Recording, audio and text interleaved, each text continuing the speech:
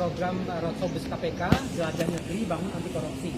Jadi memberantas korupsi itu bukan hanya menangkap, tapi kita juga ada pendidikan dan pencegahan. Nah, ini salah satu kegiatan kami dalam bidang pendidikan. Kami lakukan sosialisasi di beberapa kabupaten di Aceh. Salah satunya kami sempat mampir di Biren, tapi sebelumnya kami kemarin di Lok Sumawe dan nanti ada di Pidi dan Pidi Jaya, berakhir di Banda Aceh. Jadi kami undang Bapak dan Ibu semua tanggal 9 sampai 11 di Kota Banda Aceh. Di pertemuan di Banda Aceh, Pak? Betul, Banda Aceh. Kita ketemu di sana, pendidikan anti korupsi dengan Rotsobus KPK Jelajah Negeri Bangun Anti Korupsi. Terima kasih, Pak. Terima kasih.